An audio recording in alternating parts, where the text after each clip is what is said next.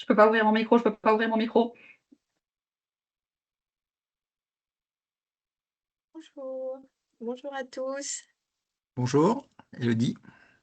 Bonjour Arnaud et bonjour Caroline qui va nous rejoindre rapidement. Je suis Elodie Marchal, je suis la directrice de l'Institut et je suis ravie d'introduire ce webinaire de Paye en poche, le numéro 7 que nous avons organisé, donc Caroline, Arnaud et toute l'équipe technique, comme vous Bon, le tu m'entends? connaissez Je d'habitude. le sens simplement, Donc je nous peux pas sommes ouvrir le aujourd'hui micro. plus que 850 inscrits. C'est un chiffre impressionnant sur un sujet qui est effectivement à enjeu, et c'est aussi pour ça que vous vous êtes inscrit avec nous, sur la parentalité en entreprise et tout le spectre autour effectivement de ce sujet important autour de la parentalité, en particulier autour des congés. Et Caroline et Arnaud vont vous les détailler en précision, en particulier, puisque si je ne dis pas de bêtises, Arnaud et Caroline, le décret sur le congé supplémentaire de naissance est sorti hier, donc on est en plein dans l'actualité, on ne pouvait pas faire mieux dans le timing. Donc je remercie tous les collègues qui sont toujours présents avec nous, l'équipe technique, pour qui c'est une prouesse, parce que je vous rappelle que 850 inscrits, c'est énorme pour nous à gérer. Vous pouvez nous retrouver après, on vous expliquera tout ça en replay, donc vous pourrez aussi réécouter ce webinaire. Je les remercie beaucoup parce que c'est beaucoup suivi, paye en poche. Donc maintenant, place à nos deux collègues experts. Merci à vous deux encore, Caroline et Arnaud. À tout à l'heure. Merci à vous, Elodie, et bonjour à tous. Nous sommes ravis de vous retrouver. J'ai la chance aujourd'hui de co-animer ce webinaire avec mon très cher collègue Arnaud. Bonjour Arnaud. Bonjour Caroline, j'ai aussi cette chance incroyable de faire ce webinaire avec toi. Allez, on a eu un petit souci technique à l'ouverture de micro, mais tout va bien. On va pouvoir démarrer sur le thème de la parentalité avec un programme un petit peu riche aujourd'hui. On va parler maternité, congé maternité, congé d'adoption, congé paternité et d'accueil de l'enfant, congé parental et le dernier, le nouveau-né, congé supplémentaire de naissance, sans mauvais jeu de mots pour le nouveau-né. Le congé supplémentaire de naissance, pour qui les décrets sont en effet parus samedi, donc on ne peut pas faire au plus proche de l'actualité, on ne peut pas faire plus proche là. Il est donc paru samedi et on va pouvoir vous en parler déjà aujourd'hui. On vous dira aussi un petit peu tout ce qui est sur les prochains événements qui parleront aussi de ce congé supplémentaire de naissance. Donc, vous connaissez maintenant P en poche. Vous avez le droit de poser des questions par l'onglet QR en haut de votre écran. On fera un maximum pour y répondre. Maintenant, vous êtes très nombreux, donc on est obligé de sélectionner les questions auxquelles on peut répondre. Et puis, il y a des fois des questions sur lesquelles on ne peut pas répondre puisque vous traitez de cas particuliers. Donc, on ne pourra pas répondre si ce sont des cas particuliers trop précis, notamment. Allez, on va démarrer sans plus attendre sur la maternité. La maternité dont les dispositions légales sont celles de l'article L 1225-16 et 26 du Code du travail et qui sont chez nous renforcées par des dispositions légales. Et on va démarrer avec ce qu'on appelle le crédit 35 heures femme enceinte ou maternité. Ce fameux crédit 35 heures qui est dédié à nos personnels féminins sans condition d'ancienneté, c'est important de le savoir, qui peut être utilisé entre la déclaration de grossesse et le départ en congé de maternité. Donc, si vous n'avez pas utilisé avant votre maternité, ce n'est pas la peine d'essayer de les chercher quand vous reviendrez. Elles auront été enlevées, ces fameuses 35 heures maternité. On les prend comme on le souhaite, avec une seule impossibilité, c'est de prendre ces 35 heures en une seule fois. Ça, c'est pas possible. Et puis, on vous rappelle que pour ces crédits 35 heures, qui est là pour que la femme enceinte se repose ou fasse ce que bon lui semble, doit être proratisé en cas de temps partiel au regard de temps de travail, bien sûr. Alors, on va attaquer avec une première question sur ce crédit 35 heures femme enceinte. Cette première question, elle va apparaître à votre écran et ensuite vous aurez le petit pop-up pour pouvoir y répondre. On vous demande si vous savez comment ça fonctionne pour un salarié qui est au forfait. Est-ce qu'il a également droit aux 35 heures femme enceinte? La réponse, est-ce que c'est oui? Est-ce que c'est non? Ou est-ce que c'est oui, mais les 35 heures sont à transposer en jours?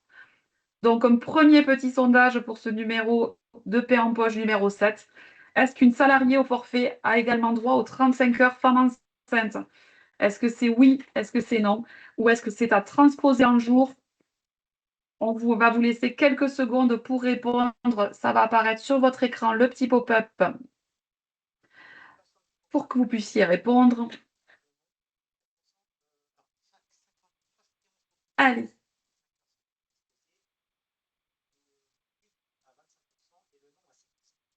Alors, on a des premières réponses avec une première majorité qui ressort pour le oui. Est-ce bien ça, Sylvain? Je ne vois pas à l'écran.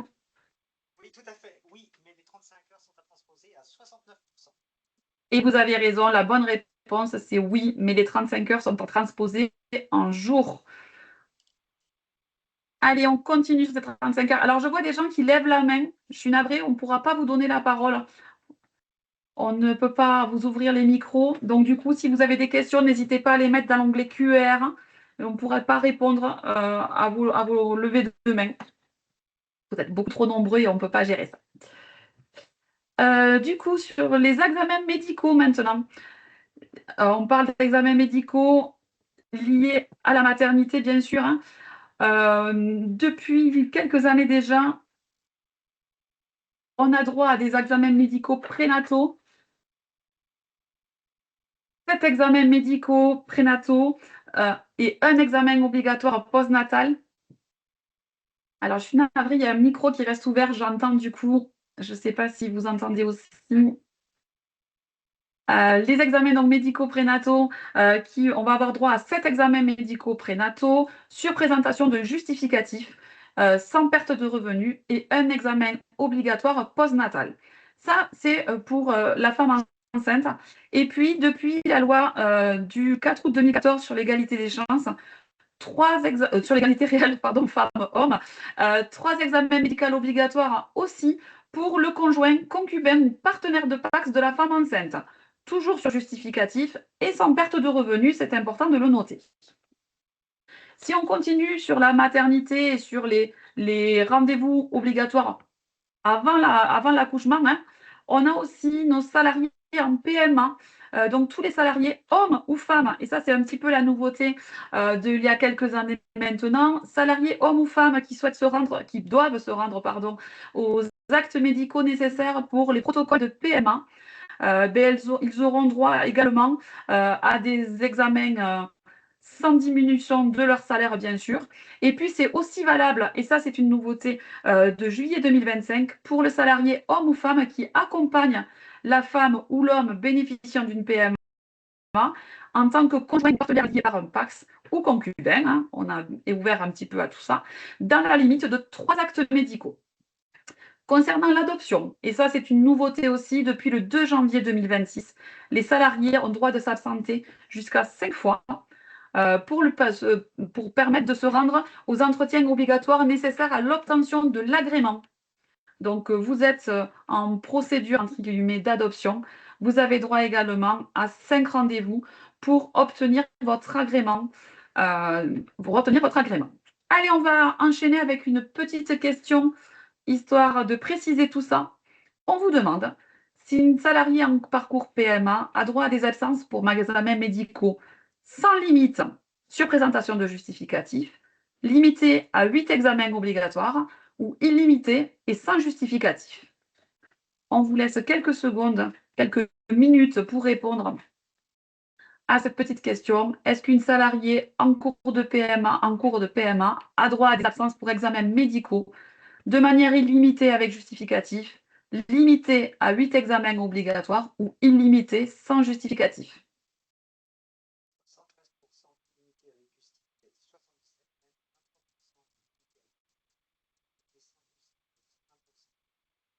77%. Alors, pour le moment, les réponses se répartissent entre illimité avec justificatif, limité à 8 examens obligatoires ou illimité sans justificatif.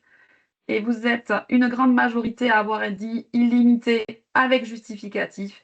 Et tout à fait, vous avez la bonne réponse. En effet, c'est illimité avec justificatif. Alors, petit rappel, quand vous avez terminé avec le pool, si vous fermez hop, la petite fenêtre, comme ça, vous n'avez plus à l'écran les petites fenêtres qui s'affichent. Et je vais donner maintenant la parole à Arnaud, puisqu'on était avant la maternité, j'ai envie de dire, avant l'accouchement, et on va maintenant parler du congé maternité. À toi, Arnaud. Avec grand plaisir, Caroline. Donc, on va voir les deux types de congés maternité qui existent. On va d'abord commencer par le congé maternité légal. C'est parti, normalement. Voilà, donc vous voyez, la durée du congé maternité légal varie entre 16 et 46 semaines. Donc, au premier enfant et au deuxième enfant, c'est 6 semaines effectivement en prénatal et 10 semaines en postnatal. Ça fait 16 semaines. Pareil au premier et deuxième. Et à partir effectivement du troisième enfant, on est à 26 semaines effectivement de congé. Si un jour vous avez des triplés, n'est-ce pas? Ça peut aller jusqu'à 46 semaines, donc 24 semaines avant la date présumée de naissance et 22 semaines effectivement après. Alors, ce qui est particulièrement intéressant, c'est que vous avez possibilité d'avancer ce congé prénatal. Alors, pour un troisième enfant, c'est 2 semaines maximum. En cas de naissance multiple, c'est 4 semaines maximum. Mais si vous avancez, bien sûr, ce congé prénatal, ça réduit d'autant, bien sûr, le congé postnatal. Voilà, sur ce congé maternité légal, c'est ce qu'on vient effectivement d'aborder. Bon, parfait. Voilà. Alors, possibilité aussi de réduire le congé prénatal dans la limite de 3 semaines, ce qui prolonge le congé postnatal d'2 ans. Donc ça, c'est important, c'est pour tous les cas. Premier, deuxième enfant, naissance multiple. On a possibilité de réduire ce congé prénatal dans la limite de 3 semaines. Ce qui est vraiment important, c'est qu'on n'a pas besoin d'autorisation de l'employeur. Il faut juste, bien sûr, que le médecin traitant soit d'accord. Donc, vous pouvez réduire, bien sûr, ce congé prénatal dans la limite de 3 semaines, sous réserve, bien sûr, de l'accord du médecin traitant. Alors ensuite, ça c'est le congé, bien sûr, disons, le congé, je dirais, congé légal. Après ce congé légal, il existe également un congé conventionnel, c'est-à-dire qui existe dans la convention collective de la sécurité sociale. Donc j'en profite pour saluer nos éminents collègues de la MSA, je sais qu'il y en a qui sont présents parmi nous. Ce que je dis pour l'instant maintenant est valable uniquement pour les collègues qui relèvent de la sécurité sociale. Ce qui est important, c'est d'avoir 6 mois de présence au sens conventionnel du terme. Au sens conventionnel, c'est-à-dire dans un organisme de sécurité sociale en un ou plusieurs fois. Dans ce cas-là, vous avez droit effectivement à un congé supplémentaire de 3 mois à demi-traitement ou 1 mois et demi à plein traitement. Alors, il y a une notion un peu intéressante, ça s'appelle la femme seule dont le conjoint se trouve privé de ses ressources. Qu'est-ce qu'on entend par conjoint privé de ses ressources? Alors, bien sûr, vous avez notamment l'invalidité, vous pouvez avoir aussi le service militaire, donc vous avez effectivement différents cas, c'est pas du tout limitatif ce que je dis, vous pouvez aussi avoir par exemple le chômage effectivement de longue durée, chômage non indemnisé, bien sûr, dans ces cas-là, chômage indemnisé qui permet effectivement à la femme seule ou dont le conjoint est privé de ses ressources d'avoir 3 mois à plein traitement. Alors, ce qui est très important, c'est qu'il doit être pris après le congé maternité légal. Je parle bien sûr en cas de congé maternité. On verra que c'est un peu différent en cas de congé d'adoption. Donc, juste après, effectivement, le congé maternité légal, on ne peut pas le prendre, par exemple, comme un congé parental après avoir repris, effectivement, le travail. D'accord? Alors, il y a une exception, bien sûr, c'est que c'est un congé qui est un petit peu moins connu. On connaît beaucoup le congé pathologique avant, bien sûr, la naissance, mais c'est possible aussi, il existe un congé pathologique après la naissance. Donc, dans l'hypothèse où vous avez un congé pathologique de maximum 4 semaines, vous pouvez très bien prendre ce congé maternité conventionnel après ce congé, effectivement, de 4 semaines. Voilà. Alors, j'en profite, il y a des questions, mais on va y répondre tout à l'heure. C'est tout à fait prévu. Donc, maintenant, je vais laisser à Caroline le soin d'aborder l'aspect écran GRH. Voilà. Alors, merci Arnaud. On est donc sur un écran GRH et on vient vous montrer ici comment on déclare une grossesse. Donc, sur l'onglet de maternité, vous allez cocher sur ce qu'on vous a mis en rouge, déclarer. Et vous voyez déjà sur cet écran qu'un petit peu plus bas, on a déjà un nombre d'enfants créés. Fonction de ça, l'outil est assez intelligent, entre guillemets, pour pouvoir dire j'ai déjà 2 enfants, c'est donc un 3e congé maternité, et donc d'adapter la durée. Si on regarde un petit peu plus loin, une fois que vous aurez claqué sur déclarer, on va vous demander plusieurs dates. La première, la date de déclaration, c'est quand vous rentrez dans l'outil, quand le personnel, la femme enceinte, excusez-moi, vous a donné sa déclaration. Et on va avoir besoin de 2 dates qui sont très importantes. La première, c'est la date de début présumé de grossesse, de maternité. Donc ça, vous retrouvez ça sur le calendrier ou sur un document établi par un gynécologue, la clinique, l'hôpital. Et puis, la date d'accouchement prévue, a priori 9 mois plus tard, donc ça, on peut le calculer. Le nombre d'enfants attendus est aussi important, puisqu'on l'a vu, le congé maternité va dépendre, la durée du congé maternité va dépendre du nombre d'enfants attendus. Quand vous aurez cliqué sur ça, tout seul, GRH va venir vous proposer, alors c'était l'écran juste avant, excuse-moi Sylvain, va venir vous proposer le congé conventionnel, hein, les dates du congé conventionnel. Il aura forcément calculé en fonction du nombre d'enfants que vous avez déjà et du nombre d'enfants attendus. Et puis, on va voir, il va vous découper entre congé prénatal et congé postnatal. Vous voyez aussi en bas de l'écran que le solde de 35 heures femme enceinte va s'ouvrir à 35 heures. J'ai vu qu'on avait des petites questions sur le 35 heures, on y revient tout à l'heure. Et vous voyez aussi les 14 jours de grossesse pathologique. Donc tout ça se met sur cet écran-là. Et puis quand on va venir déclarer la naissance, donc c'est des choses heureuses qu'on fait dans l'outil de paye, on va venir mettre la date de naissance de l'enfant, son nom, son prénom, s'il est à charge, handicapé, etc., etc., et des choses des fois un peu moins joyeuses également. Et en fonction de la date de naissance, il va vous repositionner le postnatal en vous demandant de valider que cette date de postnatal soit toujours le 9 juin 2026. Et on a une petite question justement à vous poser sur ces dates prévues d'accouchement. On vous dit, la date prévue d'un accouchement pour une salariée était le 1er avril 2026. Finalement, son bébé arrive un petit peu en avance et arrive le 15 mars 2026. On vous demande, qu'est-ce qui va se passer pour le congé maternité? Est-ce que la date de fin congé maternité va être avancée de 15 jours, puisque le postnatal sera donc avancé, ou est-ce que le congé maternité, les dates du congé maternité resteront inchangées? Allez, comme tout à l'heure, vous avez à l'écran le petit questionnaire qui apparaît. Je vous rappelle, cette dame qui devait accoucher le 1er avril a eu la chance d'accueillir son enfant avec une quinzaine de jours d'avance. Qu'est-ce qui va se passer pour le congé maternité? Est-ce que les dates de fin de congé maternité vont être avancées ou est-ce qu'elles vont rester inchangées? Alors, oui. Alors, du coup, pour le moment, beaucoup ont répondu. La date de fin de congé maternité est inchangée. Je laisse encore quelques secondes pour les dernières réponses. Et il n'y aura pas de changement. En effet, vous l'avez très bien compris, la date du fin de congé maternité est inchangée dans ce cas-là, puisque l'enfant est arrivé avant, mais ça ne change rien. Alors, on a une seconde question sur la même thématique. Qu'est-ce qui se passerait dans le cas inverse? La date prévue d'accouchement était le 1er avril et son bébé est finalement le 8 avril 2026. Que va-t-il se passer pour le congé maternité? Alors, ce sont des choses qui arrivent, ça, puisqu'on peut, sous surveillance, accoucher post-terme. On le sait, ça arrive de plus en plus. Alors, qu'est-ce qui va se passer pour ce congé maternité?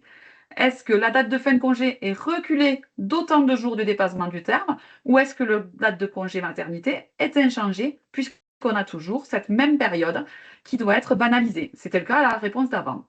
Donc, cas inverse, le bébé arrive avec 8 jours de retard. Qu'est-ce qui se passe pour le congé maternité? Est-ce qu'on recule la fin du congé maternité ou est-ce que les dates restent inchangées? Allez, quelques minutes pour répondre. Alors, vous êtes une majorité pour le moment à nous dire la date de fin de congé maternité est reculée. Est-ce que vous avez raison? On attend quelques secondes pour que tout le monde ait le temps de répondre. Et vous aviez raison, en effet, hein, on va reculer d'autant le jour de dépassement du terme. Il faut que la femme enceinte, la dame qui vient d'accoucher, ait le temps de se reposer et ce repos ne peut pas être compressible. Donc, on ne dira pas, ben là, l'enfant est né après, tant pis, vous resterez que 9 semaines ensuite en congé maternité. Pas du tout. En effet, la date de fin de congé maternité est reculée d'autant de jours de dépassement du terme. Alors, l'enfant est né, c'est chouette. Et maintenant, on va vous parler des heures d'allaitement. Je relaisse la parole à Arnaud qui va vous parler de l'allaitement. Complètement. Alors, ce qu'il faut savoir, c'est qu'on a droit à ces heures d'allaitement pendant une année à compter, effectivement, du jour de naissance. La salariée allaitant son enfant dispose à cet effet d'1 heure par jour durant les heures de travail. Alors, quand on parle effectivement d'1 heure par jour, on va parler d'une demi-heure le matin et d'une demi-heure l'après-midi. Voilà. Et je rappelle, et c'est vraiment très clair, ce n'est pas prévu par les textes, et y compris par la convention collective, que cette heure soit rémunérée. Donc ça, c'est vraiment important. Cette heure, c'est pas prévu par la convention collective que ça soit rémunéré. D'accord? Donc, vous pouvez le rémunérer, mais dans ces cas-là, c'est un usage plus favorable. Hein, c'est pas la loi qui le prévoit, c'est pas la convention collective qui le prévoit. Donc, ce qui est intéressant, c'est qu'on a d'ailleurs deux codes différents, hein, dans GRH, suivant qu'ils soient rémunérés ou non rémunérés. Hein, donc 343 non rémunérés et 324 effectivement rémunérés. Voilà. Donc, à défaut d'accord avec l'employeur, bah, ça sera une demi-heure en milieu de matinée, une demi-heure en milieu effectivement d'après-midi. Voilà un petit peu sur ces heures d'allaitement. Donc, il doit y avoir une salle qui est prévue pour ces heures d'allaitement, d'accord, qui doit être prévue au niveau de l'entreprise, d'accord. Donc, soit une salle suivant l'effectif des salariés. Donc, s'il y a plus de 100 salariés, eux, ça doit être une salle spécifique. S'il y a moins de 100 salariés, eux, ça peut être une autre salle qu'une salle spécifique uniquement réservée à l'allaitement. Mais voilà un petit peu comment ça fonctionne.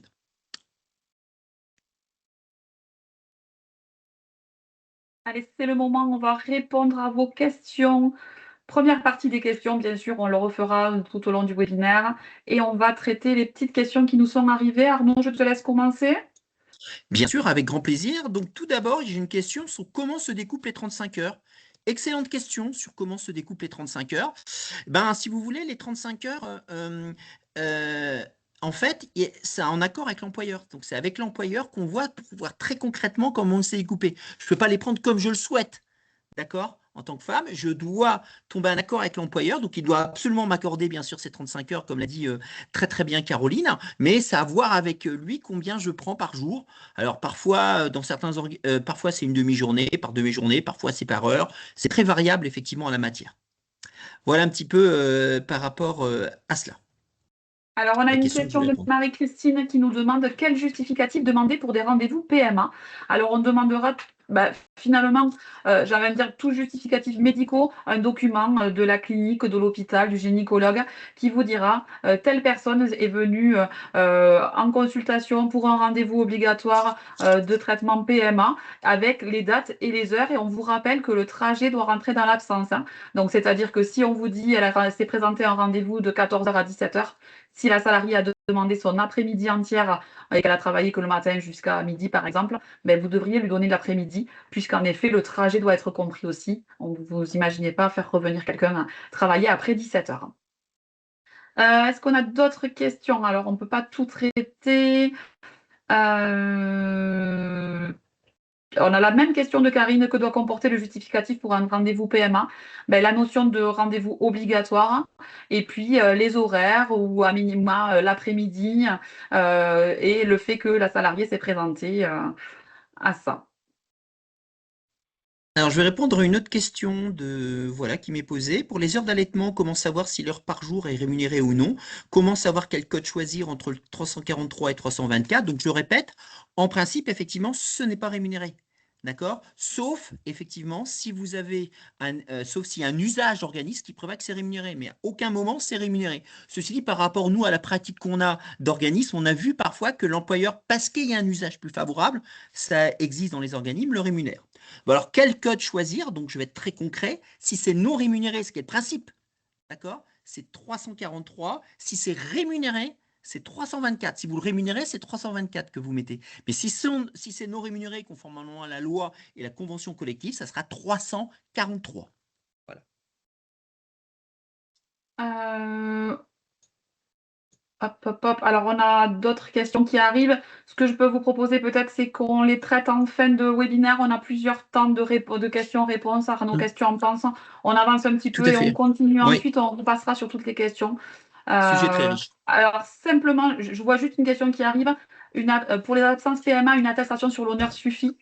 Alors, sauf si Arnaud me dit le contraire, moi j'aurais tendance à plutôt dire non, puisque normalement on a besoin d'un justificatif médical et donc a priori plutôt quelque chose de justifié par un médecin ou par une clinique ou au moins un calendrier. Donc, ce serait plutôt ça. Arnaud, c'est à toi. Parfait. Avec grand plaisir. Donc, on a une offre de formation très riche à l'Institut. Comme l'a dit Caroline, on ne peut pas répondre à toutes les questions. Donc, on vous encourage vivement à vous inscrire sur les formations existantes. Donc, bien sûr, vous avez tous les dispositifs gestion de la paye qui existent pour l'assurance maladie, qui existent aussi pour la branche recouvrement. D'accord, il y a un certain nombre de dispositifs qui existent que vous retrouvez sur notre catalogue. Donc, je rappelle que notre catalogue, il est complètement transparent, hein. Il est tout à fait accessible sur Internet, hein, voilà. Donc, il n'y a pas de problème en la matière. Donc, il suffit bien sûr que le service formation et la direction, bien sûr, approuvent le fait que vous vous inscriviez. Et on a aussi d'autres formations. Donc, sur les autres formations, on a état de santé du salarié, hein, qui est une formation qui va porter notamment sur le fameux article 41, hein, donc c'est sur le même sujet. Et sur cette et dans cette formation, on va aborder notamment le congé maternité, hein. Voilà, parce qu'on l'a mis dans le cadre de l'état de santé. Je rappelle que c'est une formation qui est accessible à distance ou en présentiel, les deux, hein, c'est important. Et ce qui est intéressant, c'est qu'on a également une offre sur mesure. C'est-à-dire que l'Institut est là pour vraiment répondre à votre besoin en particulier. Donc, on a une offre mesure très riche. Par exemple, je prends un exemple très très simple. Récemment, j'ai fait une formation sur l'article 41. D'accord? Donc, on a passé, par exemple, une demi-journée sur l'article 41, sujet ô combien passionnant, pour vous prendre un exemple concret. Autre exemple également, c'est qu'on a également fait une formation, j'ai fait récemment une formation sur l'accompagnement, sur un accompagnement sur l'accord de méthode. C'est-à-dire comment concrètement on fait un accord de méthode. Donc, vous voyez, c'est extrêmement riche. On a des formations extrêmement différentes, mais on peut s'adapter à vos besoins. On est là pour ça. Oui, c'est important, Arnaud, ce que tu dis sur l'accompagnement sur mesure. On a de bons retours parce qu'en effet, on répond à la demande de nos clients, hein. Et moi, récemment, j'ai animé, par exemple, pour un organisme qui avait des demandes sur les congés. Il voulait plus de choses sur les congés. Et donc, on a créé une formation qui dure 2 jours. On est allé à fond dans les congés. C'était un organisme employeur, non pas un CNPA. Mais on est allé sur les congés. On a fait aussi récemment des autres sur mesure qui sont un petit peu plus généralistes avec tout ce qui est relationnel des publics RH, par exemple. Ça, c'est quelque chose qui nous est pas mal demandé, relationnel, confidentialité, etc., etc. Donc voilà, n'hésitez pas à aller voir notre catalogue, n'hésitez pas à demander un accompagnement sur mesure si vous identifiez des thématiques qui pourraient rentrer là-dedans. Allez, sans transition, on va redémarrer avec le congé d'adoption et c'est Arnaud qui va vous présenter le congé d'adoption. Alors, on a vu dans un premier temps la maternité, on a également une deuxième possibilité pour avoir un enfant qui est l'adoption. D'accord?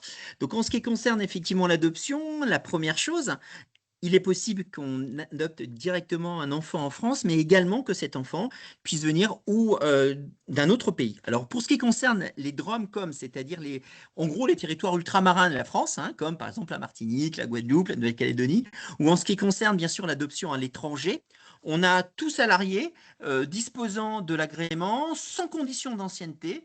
Il peut très bien prendre un congé, effectivement, avant l'adoption. Pour cela, il doit s'adresser 2 semaines à l'avance à l'employeur pour demander effectivement ce congé. Voilà.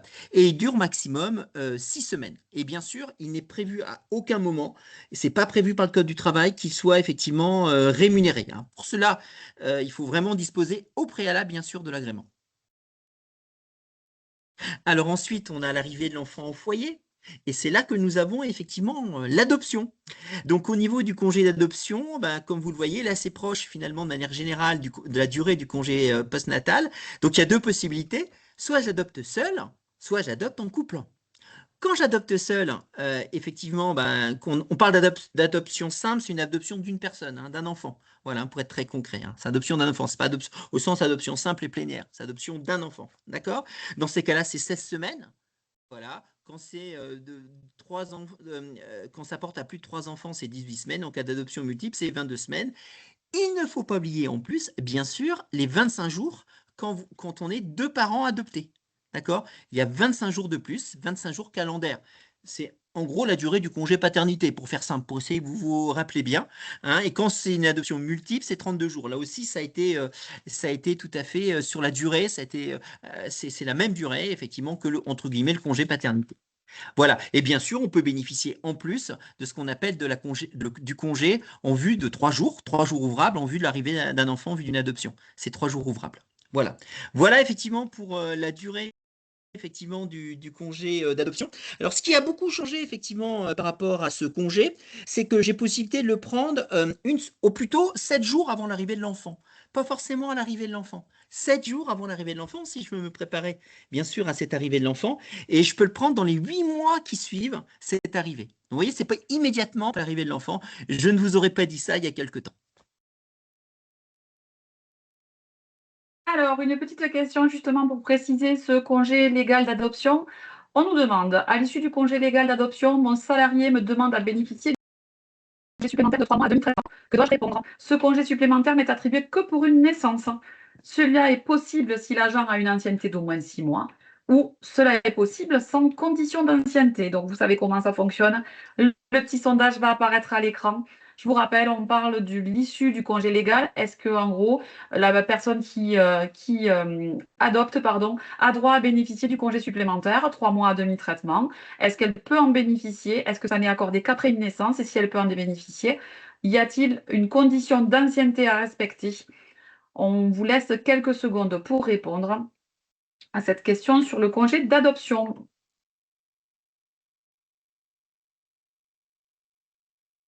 Alors, vous êtes nombreux à répondre. Alors, est-ce qu'il n'est attribué qu'après une naissance? Est-ce qu'il est possible, mais sous condition d'ancienneté? Alors, à 67%, vous avez répondu, cela est possible si l'agent a une ancienneté d'au moins 6 mois, et vous avez raison. C'est exactement ça. On a droit à ce congé supplémentaire dans le cadre d'une adoption. Mais attention, il y a une ancienneté d'au moins 6 mois à respecter pour cet agent. Allez, on continue avec le congé paternité et d'accueil de l'enfant. Et je laisse la parole à Arnaud. Je vous rappelle, on aura une phase de questions après cette petite partie. À tout à l'heure. Parfait, donc maintenant je vais aborder dans un deuxième temps, on a parlé du congé paternité, on va parler maintenant du congé paternité d'accueil de l'enfant. Il ne s'agit pas seulement d'un congé paternité depuis 2021, mais également d'un congé d'accueil de l'enfant. C'est-à-dire de manière très concrète, ça peut être bien sûr le père qui a ce congé paternité d'accueil de l'enfant, mais ça peut être aussi le conjoint, la conjointe, la concubine, le concubin, le pacsé, la pacsée de la maman également. Ça, c'est vraiment effectivement important. Ça peut être les deux.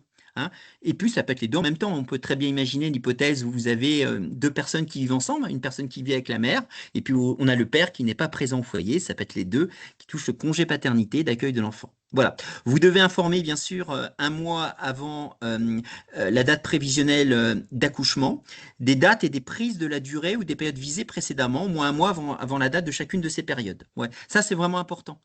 Donc ça, c'est effectivement au compagnon, à la compagne, au père, de faire la démarche auprès de l'employeur un mois avant la date prévisionnelle de l'accouchement. Voilà.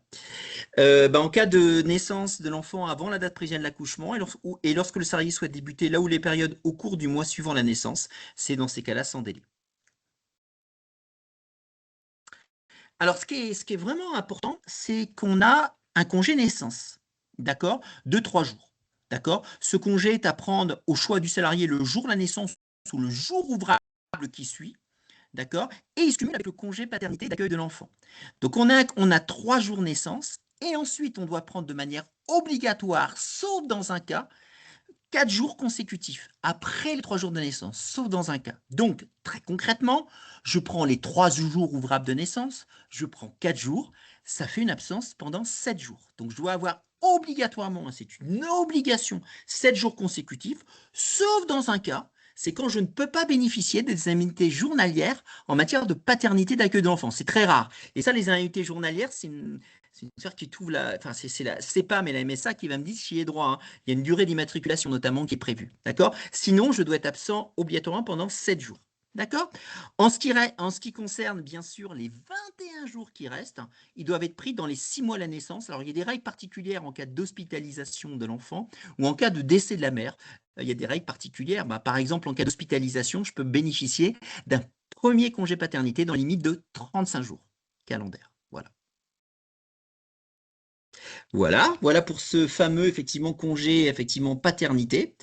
Voilà. Alors on va voir s'il y a effectivement des questions. Alors il y a quelques questions en effet qui sont arrivées. Alors Arnaud, je ne sais pas si tu as vu, il y a certains participants qui nous disent qu'ils t'entendent pas correctement. Moi je t'entends plutôt bien, que c'est pas stabilisé. Je suis vraiment désolé. J'essaie de parler effectivement fort. Est-ce que je ne sais pas si c'est le cas de tout le monde, mais écoutez, j'espère que je suis vraiment désolé. Donc je vais essayer de me rapprocher pour que ça soit le plus confortable pour vous. Voilà. Alors moi question de Chloé qui me dit, vous avez évoqué le congé pathologique post-grossesse. En quoi consiste-t-il? Comment est-il prescrit et comment doit-on le traiter? Alors, le congé pathologique post-grossesse, ça sera un arrêt de travail, en effet, relatif à l'état de santé de la mère. Donc, en fait, en quoi consiste-t-il? C'est un arrêt de travail, tout simplement. Il faut quand même savoir une petite particularité. À partir du moment où on dépassera 4 semaines de congé pathologique post-grossesse, on perd le droit aux 3 mois à demi-traitement ou aux 1 mois et demi à plein traitement. Autrement dit, le congé conventionnel de maternité doit venir se coller au congé légal. S'il n'est pas collé, au maximum, on peut avoir 4 semaines d'arrêt de travail. Si vous avez un arrêt qui arrive pour un salarié de 2 mois, elle perdra le bénéfice du 3 mois à demi-traitement ou du 1 mois et demi à plein traitement ou du 3 mois à plein traitement dans le cas de la femme seule. Il faut quand même savoir que c'est important pour les agents d'avoir ça en tête. Ensuite,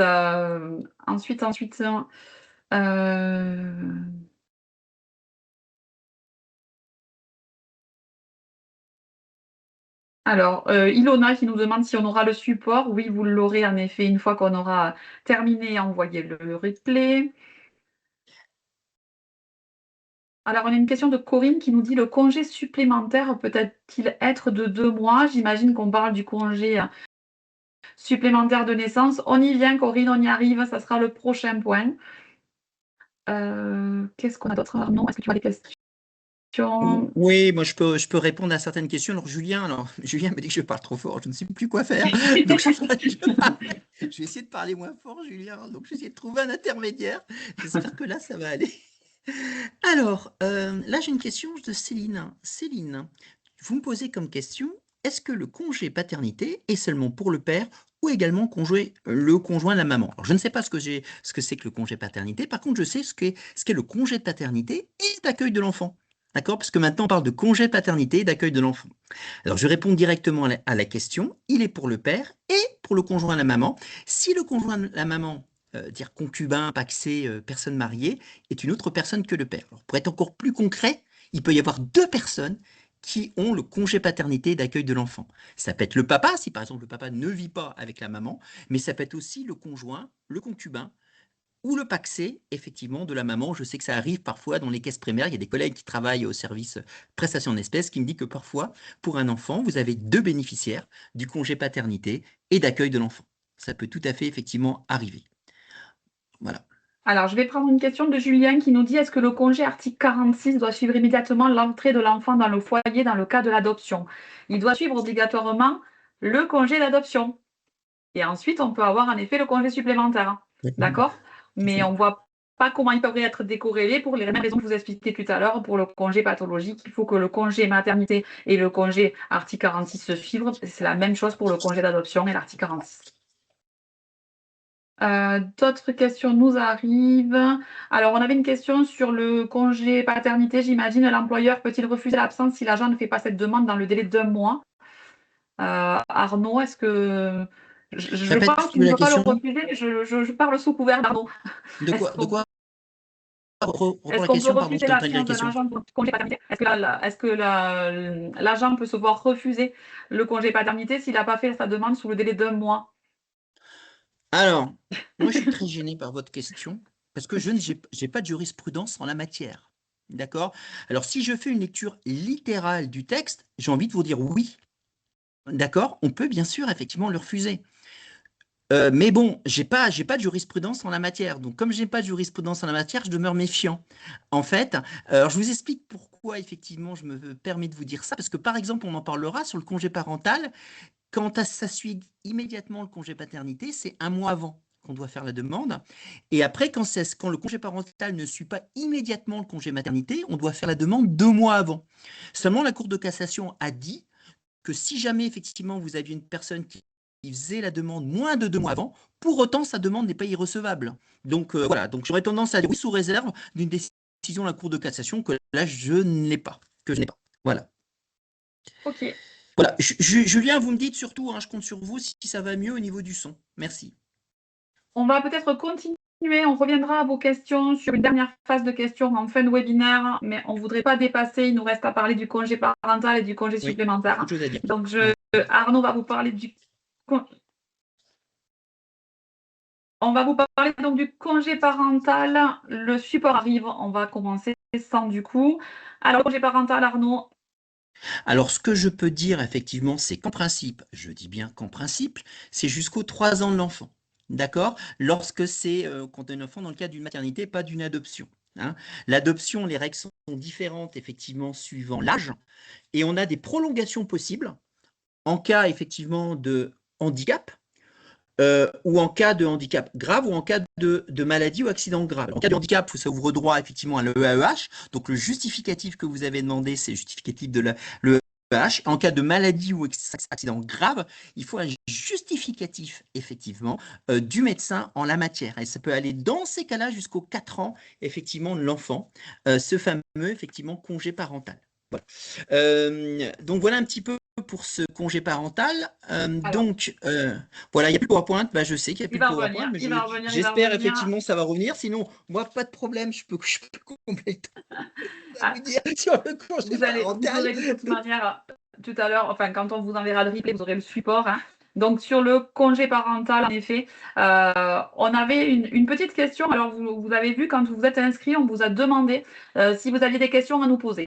Et donc, on n'en a pris qu'une, mais on en a eu beaucoup, beaucoup, qui nous ont demandé, voilà, ça y est, ça revient pour le PowerPoint. Désolée pour ces petits soucis techniques. Vous avez été nombreux.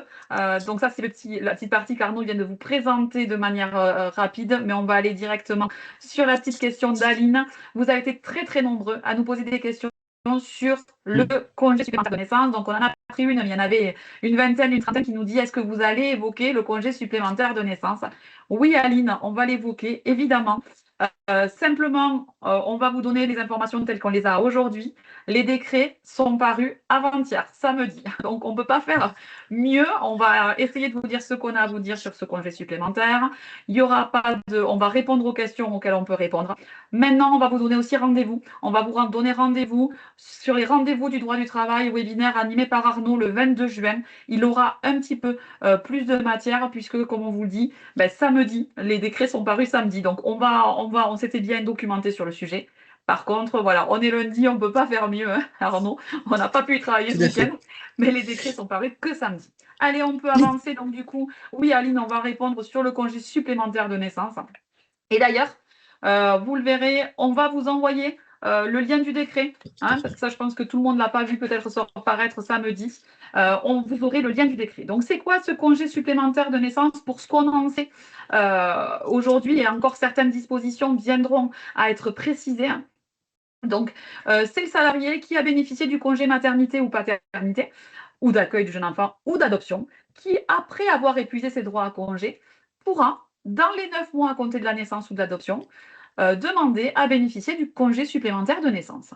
Ce congé supplémentaire de naissance, c'est 1 ou 2 mois au choix du salarié, qui pourront être fractionnés en période d'1 mois et qui pourront aussi être prises simultanément par le salarié et son conjoint, ou de manière en alternance ou de manière l'un après l'autre. Autrement dit, on pourrait tout à fait avoir une salariée qui vous dit moi je prends mes 2 mois et mon conjoint prendra les 2 mois ensuite, ce qui ramène à 4 mois au total de congés supplémentaires de naissance.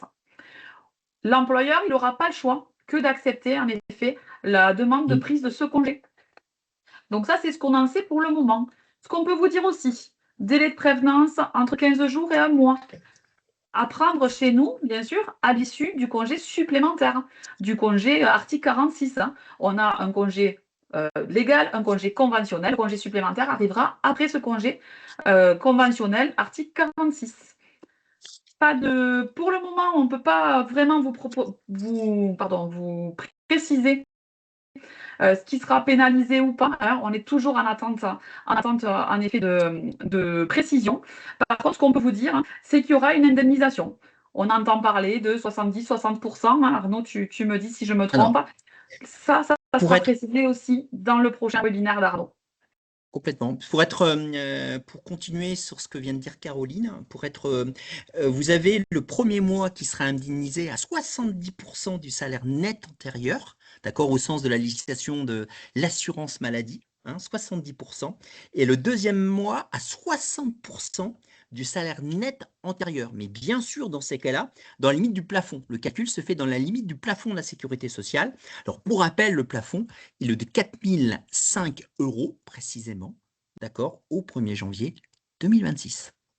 Nos offres de formation, c'est important, hein. Vous avez ici donc des webinaires qui vous sont offerts par l'Institut CADIS. Maintenant, vous êtes tellement nombreux qu'on ne peut pas faire beaucoup mieux qu'1 heure. Et en 1 heure, on ne fait pas de la formation, on fait un webinaire, hein, de présentation. N'oubliez pas, vous pouvez aller sur nos catalogues pour tout ce qui est dispositif gestion de la paix pour l'assurance maladie, RH gestion de la paix module 2 sur l'URSSAF si vous voulez continuer sur ce thème de la parentalité et l'état de santé du salarié. Les offres de services, c'est aussi notre offre sur mesure. Si vous avez des questions, peu importe lesquelles, allez poser des questions sur l'accompagnement sur mesure sur notre catalogue. On peut faire à peu près tout en termes de formation en s'appuyant sur votre demande. On vous met tous les liens, bien sûr, dans la conversation. Vous allez recevoir un questionnaire de satisfaction pour ce webinaire. N'hésitez pas à le remplir et vous pouvez, comme à chaque fois, nous proposer les thématiques du prochain webinaire Paix en poche. On va en parler. À chaque fois, les thématiques que vous voyez à l'écran et qu'on vous propose avec Arnaud, c'est vous qui les avez proposées. C'est vous qui avez dit on a besoin de quelque chose sur la parentalité. La dernière fois, c'était sur les heures supplémentaires et on va répondre à ça. Donc, le mieux placé pour parler du webinaire du 22 juin, c'est Arnaud. Arnaud, c'est à toi. Alors, bien sûr, j'aurai le grand plaisir le 22 juin de parler, bien sûr, du congé supplémentaire de naissance, mais pas que. Il y a beaucoup d'autres sujets qui sont prévus. Il y a de nombreuses jurisprudences, donc on verra plus particulièrement 3 jurisprudences qui est intéressante. On verra aussi le CPF, donc, puisque donc concernant le CPF, maintenant vous avez un reste à charge de 150 € sauf exception. On abordera également une lettre circulaire, une information très intéressante de la CNIL sur la durée de conservation des données. Donc, vous verrez plein de choses extrêmement intéressantes. Donc, n'hésitez pas à venir nombreux, c'est avec plaisir et on sera là. Et on continue sur les petites annonces de webinaire. Donc, le prochain Paix en poche, ce sera le 21 septembre. J'aurai le plaisir d'animer avec David Blanchard, que vous connaissez également. David Blanchard, qui est un juriste qui travaille avec nous et qui est spécialisé sur tout ce qui est droit du travail et qui sera ravi, je l'espère, d'animer avec moi le prochain numéro dont on n'a pas choisi le thème. Je vous le rappelle, on vous laisse la parole sur les thèmes. Dernière chose, non, c'est fini. Je pensais que j'avais encore des choses à vous présenter. J'espère qu'on a répondu à l'ensemble des questions que vous posiez avec un petit peu cette petite difficulté qu'a été l'actualité, la très récente. On a fait au mieux avec Arnaud. Merci, merci. On voit plein de petits pouces en l'air et de mains qui applaudissent. On est toujours ravis d'animer ces webinaires, de travailler ensemble pour vous et surtout de répondre à vos questions. Donc ça, on est ravis. On vous espère tout aussi nombreux pour les prochains rendez-vous. Merci à tous, merci à toute l'équipe communication. On a eu quelques petits soucis techniques, mais je pense que ça s'est plutôt bien passé dans l'ensemble. Merci à Sylvain, Sybille qui n'est pas là aujourd'hui, Mathilde, Elisa. Merci à toi Arnaud de m'avoir accompagné sur cette thématique. À très vite. Au revoir messieurs, dames.